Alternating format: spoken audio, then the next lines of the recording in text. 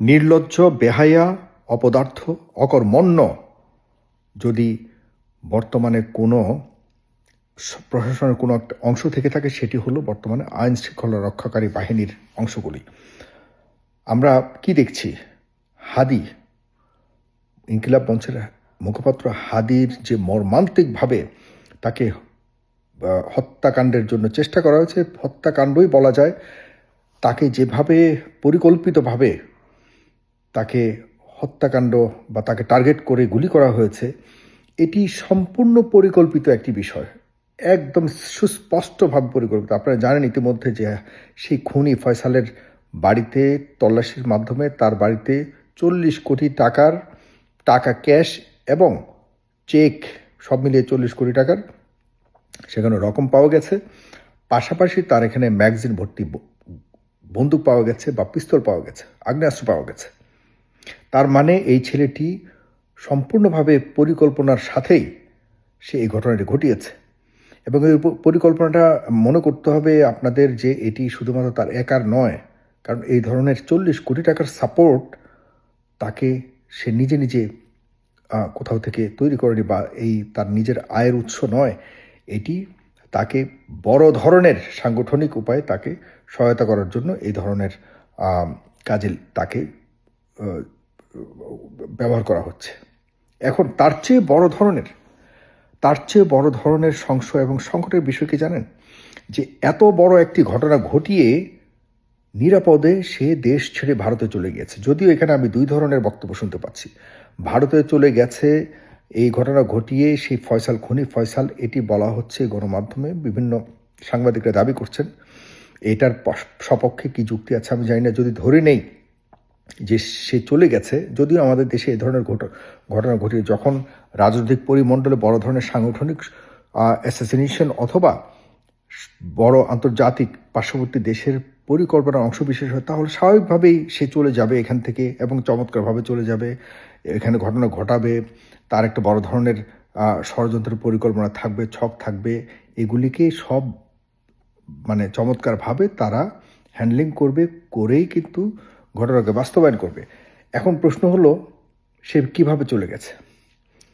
একটা মানুষ এত বড় একটা ঘটনা ঘটিয়ে চমৎকারভাবে এর পরদিন সে দেশ ছেড়ে চলে যাবে, তাহলে তার এই যাওয়ার ব্যবস্থা কে করেছে?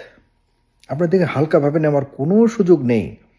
সে ঘটনা ঘটিয়েছে, সেই বন্দুক কিভাবে পেল, আগ্নেয়াস্ত্র কীভাবে পেল, সে আগ্নেয়াস্ত্রকে ব্যবহার করবার জন্য সেখানে শুধু সে কিন্তু দেখেন একা মোটরসাইকেল চালায়নি, তাকে মোটরসাইকেলে আরেকজন চালিয়ে নিয়ে গেছে এবং চমৎকারভাবে হাদিকে লক্ষ্য করেছে। হাদি কোথায়, তার মুভমেন্ট, সে কখন কোথায় থাকবে না থাকবে সব কিছু লক্ষ্য করেছে, করে তারপরে তাকে গুলি করে আবার সুন্দরভাবে সেফলি তারা পালিয়ে যেতে সক্ষম হয়েছে এবং তারা দেশ ছেড়ে যেতে সক্ষম হয়েছে। এটা কিন্তু তাদের নিজস্ব চেষ্টাতে হয়নি, তাদেরকে সম্পূর্ণভাবে করানো হয়েছে এবং বড় ধরনের একটা এখানে গ্রুপ কাজ করেছে। সুতরাং এটিকে হালকাভাবে নেওয়ার সুযোগ নেই। আজকে কেন আমি কথাগুলি বলছি? আজকে স্বরাষ্ট্র উপদেষ্টা লেফটেন্যান্ট জেনারেল জনাব জাহাঙ্গীর আলম তিনি বলেছেন যে বিজয় দিবস ঘিরে কোনো ধরনের শঙ্কা নেই। এ কথা তিনি কদিন আগেও বলেছেন। আইজিপি এবং বিশেষ করে পুলিশ কমিশনার বলতেছে ঢাকাতে কোনো শঙ্কা নেই, কারো জীবন নিয়ে কোনো ধরনের আশঙ্কা নেই। আরে আপনারা তো বন্দুক নিয়ে আপনারা তো পুলিশের বেষ্টনীতে থাকেন, সাধারণ মানুষ তো আপনারা সেই সুযোগ বা সেই ধরনের নিরাপত্তা দিতে পারেননি। আপনাদের উচিত অতি দ্রুত লজ্জা থাকলে আপনাদের উচিত আপনারা পদত্যাগ করুন। পুলিশ কমিশনার, আইজিপি, স্বরাষ্ট্র উপদেষ্টা, বিশেষ করে দেখেন স্বরাষ্ট্র উপদেষ্টাকে এই লোকটা যে খুব বেশি, আমি মনে করি না যে তার খুব বেশি হস্তক্ষেপ করবার বা তার পুলিশ বাহিনীতে বড় ধরনের প্রভাব রাখবার সুযোগ, খুব একটু হাবলা টাইপের, ওনাকে জাস্ট পুতুল হিসেবে বসিয়ে রেখেছে। এর পেছনে সবচেয়ে বেশি গুরুত্বপূর্ণ ভূমিকা যে পালন করছে সেই জনাব খোদা বক্স চৌধুরী। এই খোদা বক্স চৌধুরী তিনি সব ক্ষেত্রে, আপনারা জানেন যে এই মুহূর্তে সারা বাংলাদেশে মানে বিনা কারণে জুলাইয়ের নাম দিয়ে কোনো ধরনের মামলা যাতে না নেয়, এ ধরনের নির্দেশনা দেওয়া আছে এবং মামলা যাতে সরাসরি না নেয়, আগে অভিযোগ দিবে, পুলিশ টিয়ে করে এরপরে অভিযোগ প্রমাণিত হলে এরপরে মামলা নেবে। তার মানে কি কঠিন পর্যায়ে নিয়ে গেছে। কোনোভাবে কারো ব্যাপারে, কোনো অপরাধীর ব্যাপারে, অপরাধ হলেও কারো ব্যাপারে সরাসরি মামলা করতে পারবে না। মামলা করার পর কি হয়, পুলিশ একটা হালকা ধারা দিয়ে, এখানে অনেক কিছু হয় পেছনে, আমার কাছে অনেক খবর আছে, আমি আর বলতে চাই না। Still we are like we are monitoring all this things. আমরা আরও ভবিষ্যতে আমি আরও অনেক গুরুত্বপূর্ণ তথ্য আপনাদের কাছে দিব। পুলিশ একটা হালকা ধারা দিয়ে বিভিন্ন বিনিময়ে এরপর দেখা যাচ্ছে যে আদালতে পাঠায়। আদালত এরপর দিন বা দুদিন ইয়েতে রেখে জেলখানা থেকে আনার পর তাদেরকে মুক্তি দিয়ে দেয়, কারণ আদালতের তেমন কিছু করার থাকে না। মাঝখানে আবার এখানে আইনজীবীরা আছেন, সম্মানিত আইনজীবীরা, তারা আবার এটাকে ব্যবস্থা করে। এইভাবে একটা বড় ধরনের সিন্ডিকেশনের ব্যবসা চলছে সারা বাংলাদেশে। সিন্ডিকেট। আমার সাথে চ্যালেঞ্জ করতে চান, আমি চ্যালেঞ্জ নিতে রাজি। কেউ যদি বলেন যে সারা বাংলাদেশে এই ধরনের ঘটনা ঘটছে না, আমার সাথে চ্যালেঞ্জ করুন। আমি বাংলাদেশের এই যে স্বরাষ্ট্র যে মন্ত্রণালয়, আইন মন্ত্রণালয় এবং আইনজীবীদের যে কেউ আমার সাথে চ্যালেঞ্জ করতে পারেন, আমি চ্যালেঞ্জ করলাম। সারা বাংলাদেশে এভাবে চলছে, ধরা পড়ছে বিভিন্ন অপরাধীরা, কিন্তু কয়েকদিনের মধ্যে আবারও যাতে সহজে বের হয়ে যায় এই ধরনের ধারা দিয়ে একটা বড় ধরনের ব্যবসা চলছে। এতে হয়েছে কি, কোনো অপরাধী আর জেলে থাকেনি, কারাগারে থাকেনি, শাস্তি পায়নি। তারা বের হয়ে এসে তাদের টাকার গরমে, টাকার বিনিময়ে তারা নিজেদের একটা শক্ত ঘাঁটি গেড়েছে। গেড়ে তারা এই ধরনের অপরাধ কাণ্ডকে সহজে তারা বাস্তবায়ন করতে পারছে। পাশাপাশি আমি আরেকটি ডিসক্লেইমার দিয়ে রাখি যে যদিও সরকারের পক্ষ থেকে বলা হয়েছে, পুলিশের পক্ষ থেকে বলা হয়েছে সেই ফয়সাল হাদির খুনি ফয়সাল এখনো পর্যন্ত দেশেই রয়েছে। যদি দেশে থেকে থাকে তাহলে কেন এখন পর্যন্ত বলা হয়েছে 24 ঘন্টার মধ্যে তাকে গ্রেপ্তার করা হবে, কিন্তু এখনো কেন গ্রেপ্তার করা হলো না?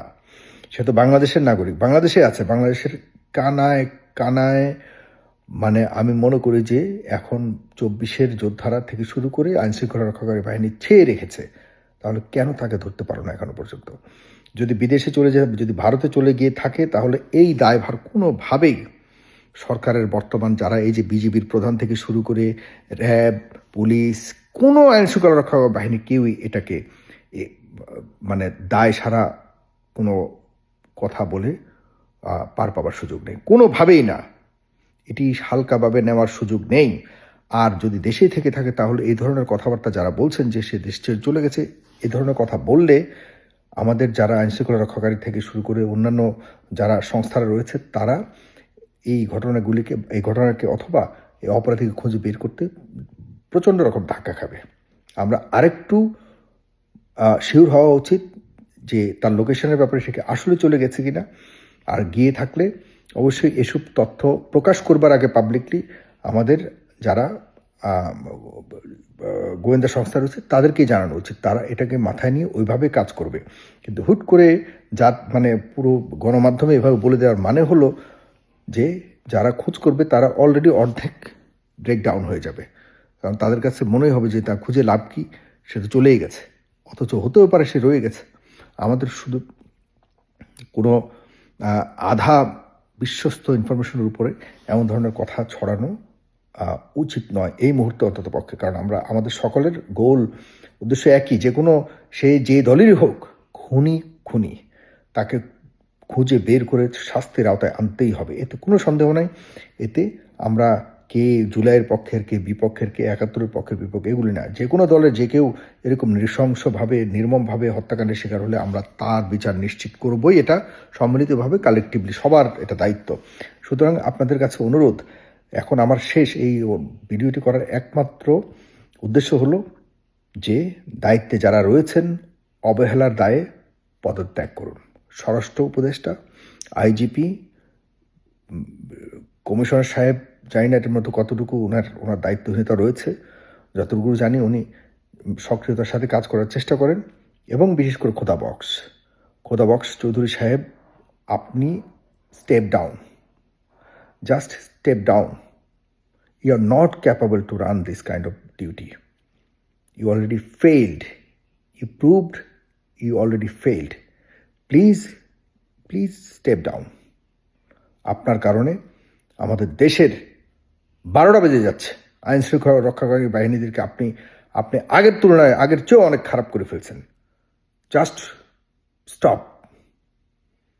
আপনার কথায় চলবে না। বাংলাদেশের অরক্ষিত রেখেছেন আপনি আপনি আমাদের এই 18 কোটি মানুষকে অরক্ষিত রেখেছেন। এখন এটা শেষ হওয়া উচিত। বলে দিলাম, আপনাকে দায় নিতে হবে। আপনি ছুপা রুস্তমের মতো কাজ করছেন পেছনে থেকে থেকে। আপনি পুলিশ বাহিনীকে মানে যেভাবে ইচ্ছা ওইভাবে আপনি আপনার মতো করে বানিয়ে আপনি পুরোপুরি একটা ভালনারেবল সিচুয়েশন করে রেখেছেন সব ক্ষেত্রেই। আর পুলিশ বাহিনী ঠিক না থাকলে কোনো কিছু ঠিক থাকে? Please step down. আপনারা যদি লোভী না হন, আপনারা যদি ক্ষমতা লোভী না হন, তাহলে কয়েকজন স্টেপ আপনারা আপনাদের পদত্যাগ করে প্রমাণ করুন যে আপনারা লোভের জন্য নন, আপনার ক্ষমতার লোভী নন। পরিবর্তনের পর আপনারা যে কোনো ধরনের ত্যাগ করতে রাজি আছেন। ওকে, আমরা কোনো সুবিধা নেইনি, অনেক ভূমিকা রেখেছি, গুরুত্বপূর্ণ ভূমিকা রেখেছি। হালকাভাবে নেওয়ার সুযোগ নেই, হালকাভাবে নেবেন না। আপনারা এমন কোনো ভূমিকা রাখেন নেই যে আপনাদেরকে সিরিয়াসলি দেখার প্রয়োজন আছে, কোনো দরকার নেই। আজ আছেন কাল নাই। বাট আমরা বুলেটের সামনে কথা বলেছি, আজকে কালকেও বলবো। এভাবে আমরা করে আসছি। সুতরাং প্লিজ অতিরিক্ত হওয়ার আগে স্টেপ ডাউন। থ্যাংক ইউ সবাইকে।